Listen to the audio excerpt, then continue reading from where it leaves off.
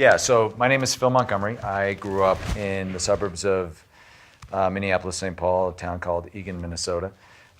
Went,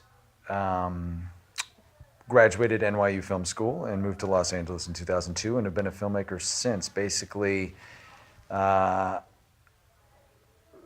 I mean, I've worked a variety of various, tons of different jobs and essentially finding my way, finding my voice, and only recently, in the past few years, been able to make my way in the commercial world to pay the bills, and while I work on other film adventures, and here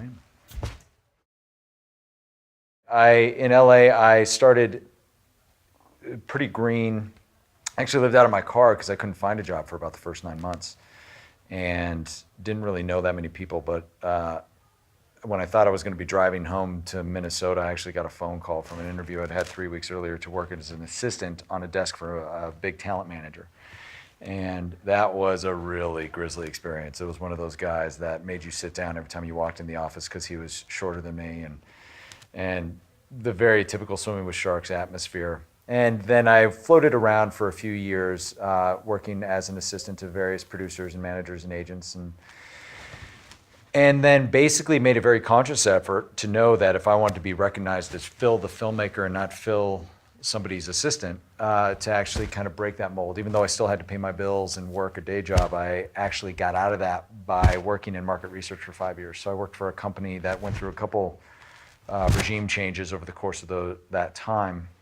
And that was good because I learned how obviously the marketing side of film and also what makes a good film and what doesn't, and what sells and what doesn't. So that was good in that respect. And then I also moonlighted my nights and weekends as a documentary filmmaker in that time, making a film called Regeneration, which I was very proud of, and went to a bunch of festivals, and eventually got hired to do a job for Procter & Gamble for the Summer Olympics in 2012, which essentially led to my path of being able to quit the day job and start to make a living in the commercial world.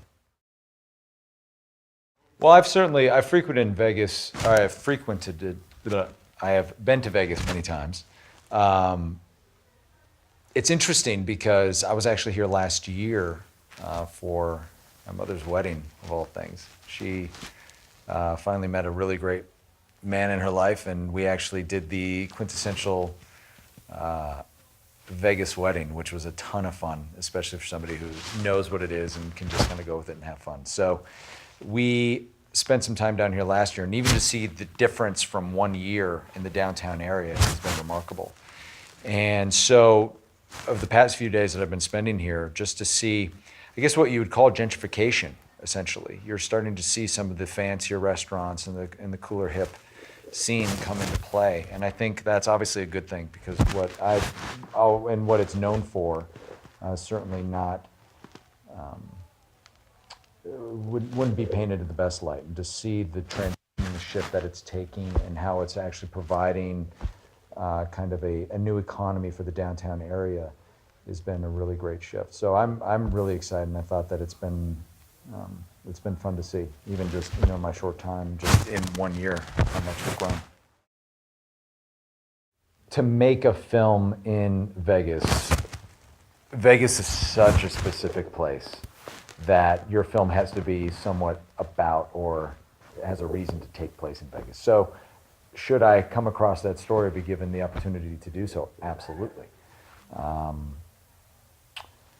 Outside of that, I mean, it's curious to see where it grows in terms of a studio, if there are studios built, if there is more of a culture and other aspects that you could maybe, you get sets that sort of moonlight as New York or whatever else, then yeah, if you have the incentive, absolutely. Why not? I don't know. I honestly, my own selfishness sometimes inspires me. My desire to be loved, will make me go out and find something that maybe might be outside my comfort zone. I mean, I think that's my desire to live outside my comfort zone, essentially. I grew up in the upper middle class white suburbs, and so finding stories that can be a commentary on that or are so outside that universe are what inspire me. You know, I'm having the privilege right now to work on a feature film idea with that's a death penalty case surrounding a family in Savannah, Georgia, an African American family that, you know, who would have thought that a Lutheran kid from Eagan, Minnesota would ever be involved with that? But, you know, here I am, because it's wildly important to not just me, but as a nation as a whole. It's a story that absolutely deserves to be told and should get out there. And because I know nothing of that universe, I can look at it with those fresh eyes and that ability to go in there as an explorer to try and discover something new. Well, to be clear, I'm a director first. My forte is definitely in sort of honing and creating and steering the camera in the right direction and trying to work with whatever subject I'm filming, whether it be a real person or an actor, or a real life subject or an actor portraying the subject, and trying to basically create and connect the dots there. So that's my forte. So I hesitate to say that I'm a producer. I do produce, obviously. Any good director has to. Anybody looking to get into that universe, you have to, it's very saturated. There's so many people looking to do it. So you really do have to have a level of talent. And if you think that you do have a level of talent, then you have to hold up your hand higher and longer and fight to get noticed. And once you do, then go with it and run with it. And don't ever take it for granted.